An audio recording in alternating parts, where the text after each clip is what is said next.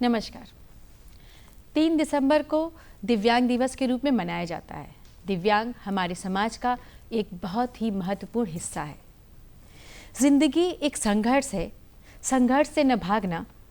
विकलांगता एक दर्द है, ऐसा कभी न मानना। ये बिल्कुल ही सत्य साबित होता है जो हमारे आज के अतिथि या गेस्ट हैं, इन पे बिल्कुल ही सत्य साबित होता है, जिनका नाम है सत्यप्रकाश जी, जो दिव्यांग, दृष्टि दिव्यांग है। ये बीएचयू के छात्र भी हैं और ये दिव्यांग कार्यक्रम में भी काफ़ी सहयोग करते हैं। तो सत्यप्रकाश जी नमस्कार। नमस्ते। सत्यप्रकाश जी, हम सबसे पहले ये जानना चाहेंगे, जो दिव्यांगता है वो वरदान है या अभिशाप, आपकी दृष्टि से क्या है ये? सबसे पहले तो आपको बहुत बहुत धन्यवाद कि आपने हमें इस मंच पे आमंत्रित किया। बिल्कुल बिल्कुल। सभी देशवासियों का हृदय से आभार। देखिए, समाज जो दिव्यांगों को कुछ लोग अभिशाप मानते हैं, कुछ लोग वरदान मानते हैं, लेकिन मैं उनको एक चुनौती मानता हूँ। बहुत सही बात है जी। अच्छा, अभी आप चुनौती की बात कर रहे हैं, तो दिव्यांगों को किस प्रकार की चुनौतियों का सामना करना पड़ता है या आप किन किन कठिनाइयों का सामना करते हैं? देखिए, सबसे पहले हम आपको बताएं कि जो दिव्यांगों का जीवन है वो डिपेंडेंसी है, दूसरों पर निर्भर है। बिल्कुल बिल्कुल। तो जीवन जब से प्रारंभ होता है जीवन के अंत तक उनको समस्या ही समस्या है, लेकिन हम उस समस्या को समस्या न मानकर चुनौती मानते हैं। जैसे देखिए, हम शिक्षा कार्य कर रहे हैं, शिक्षा की समस्या, रोजगार में जा रहे हैं, रोजगार की समस्या, अगर हम यातायात कर रहे हैं तो यातायात की समस्या, जो मूलभूत सुविधाएं जैसे रोटी, कपड़ा और मकान, ये सब तमाम समस्याएं उनके जीवन में समस्या मतलब चुनौती बनकर उभर रहा है। बिल्कुल बिल्कुल। और वो बिल्कुल वाकई जो दिव्यांगजन होते हैं वो तो पूरा टोटल दूसरों पर आश्रित होते हैं जी। तो इस ऐसी समस्या जो आती है तो आप लोग कैसे उसका सामना करते हैं या क्या करते हैं, अपने आप को कैसे सहयोग करते हैं, खुद को कैसे उसके काबिल बनाते हैं? देखिए, जैसा कि कहा गया, योग करेंगे तो शरीर स्वस्थ रहेगा, सहयोग करेंगे तो समाज स्वस्थ रहेगा। बिल्कुल बिल्कुल बिल्कुल। तो समाज के सहयोग से और दिव्यांग के इच्छा शक्ति से ही उनके जीवन की तरक्की हो पाती है। बिल्कुल बिल्कुल सही बात है, बिल्कुल सही कह रहे हैं आप सर। अच्छा, एक चीज़ हम ये जानना चाहेंगे कि कोरोना में जो आम जनता थी वो काफ़ी प्रभावित हुई, जैसा आप भी जानते होंगे, अच्छे तरीके से जानते होंगे। तो आप लोगों ने कैसे सर्वाइव किया? ऐसे तो सामान्य जीवन जीना ही बहुत मुश्किल था, तो आप लोगों के लिए तो और कठिन रहा होगा ये सब। देखिए, जैसे मान लीजिए जो आम समस्याएं हैं वो तो दिव्यांगों की समस्या है ही, उसके अतिरिक्त जो दृष्टिबाधित दिव्यांग हैं उनको बहुत सारी समस्या होती है, क्योंकि अगर जीवन में उनके घर पे अगर घर से लेके चले तो घर के जो दैनिक कार्य हैं वहाँ से समस्या प्रारंभ होती है, क्योंकि उनको कोई भी काम करना होगा तो किसी का सपोर्ट चाहिए। जब किसी का सपोर्ट चाहिए तो स्वाभाविक सी बात है कि छुआछूत की बीमारी है, उनको समस्या होगा।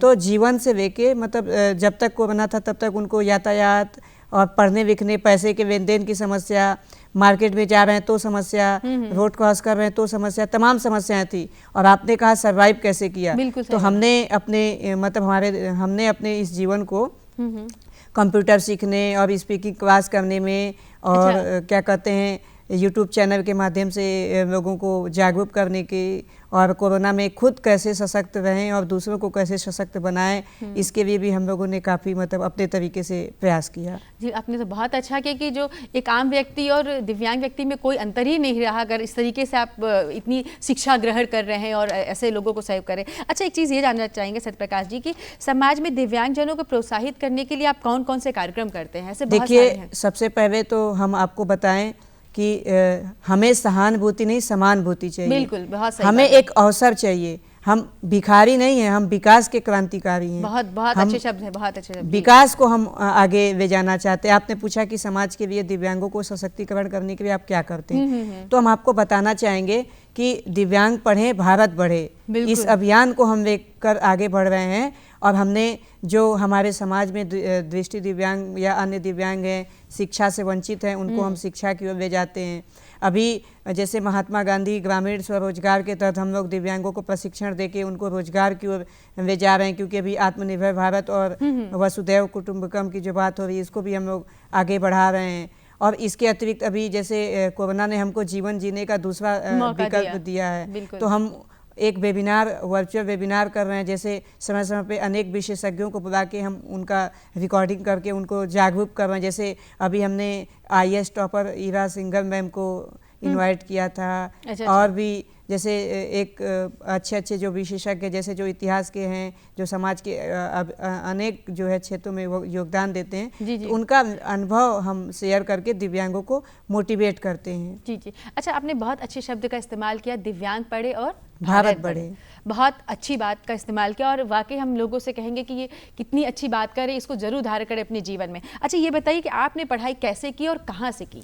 देखिए, हम जब बचपन में मेरा जन्म हुआ तो उसके बाद हमारी जो प्रारंभिक शिक्षा वो श्री हनुमान प्रसाद पोद्दार अंध विद्यालय दुर्गाकुंड में हुई। अच्छा, वहाँ से हम लोगों ने ब्रेललिपि से पढ़ाई की थी। और इंटर करने के बाद हम काशी हिंदू विश्वविद्यालय, जो एशिया का सबसे बड़ा आवासीय विश्वविद्यालय है, महामना की बगिया तपोभूमि, वहाँ से मैंने अपना पढ़ाई BA और MA कंप्लीट किया है। अच्छा, तो जैसे मैं आपके माध्यम से ब्रेल लिपि के विषय में थोड़ा बताना चाहूँगा कि ब्रेल लिपि जो हमारे दृष्टिबाधित समाज के मसीहा लुईस ब्रेल जी थे, जिन्होंने ब्रेल लिपि का आविष्कार किया था। ब्रेल लिपि पहले 12 बिंदु में हुआ करता था, लेकिन लुईस ब्रेल ने इसको 6 बिंदु में करके इसको आसान बना दिया।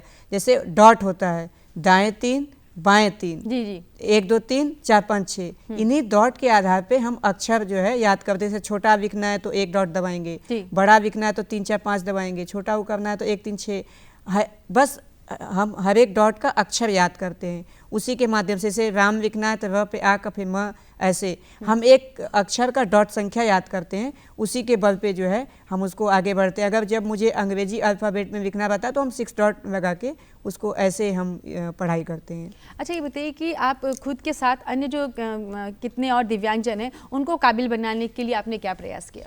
देखिए, उनको काबिल बनाने के लिए हमने जैसे कंप्यूटर प्रशिक्षण दिया और पर्सनालिटी डेवलपमेंट का ट्रेनिंग कराया, स्पीकिंग क्लास कराया और एम्प्लॉयबिलिटी एक कोर्स होता है वो हमने प्रयास किया। सबसे बड़ी बात ये है कि हम ये जानते हैं कि दिव्यांग जी शारीरिक रूप से दिव्यांग है, न कि मानसिक रूप से दिव्यांग है। क्योंकि अगर हम मानसिक रूप से सशक्त हैं तो हम कुछ भी कर सकते हैं। देखिए, आपने पूछा था कि आपने क्या किया, तो हमने उनको प्रशिक्षण देकर उनको आत्मनिर्भर बनाने का प्रयास किया। बहुत सही बात है, बहुत सही बात है। अच्छा, समाज को आप क्या संदेश देना चाहेंगे, अपने माध्यम से क्या सुझाव देना चाहेंगे जो ऐसे दिव्यांगजन या हमारे समाज को क्या सुझाव देना चाहेंगे? देखिए, हम समाज को यही संदेश देना चाहेंगे कि दिव्यांगता अभिशाप नहीं है, वरदान नहीं है, एक चुनौती है। आप इसको स्वीकार करिए, क्योंकि आम जनजीवन में भी चुनौतियाँ आती हैं, चाहे हम हो चाहे आप हो, चुनौतियाँ आती हैं। इसको स्वीकार करते हुए दिव्यांगों को आत्मनिर्भर बनाइए, उनको पढ़ाइए लिखाइए, उनको आगे बढ़ाइए।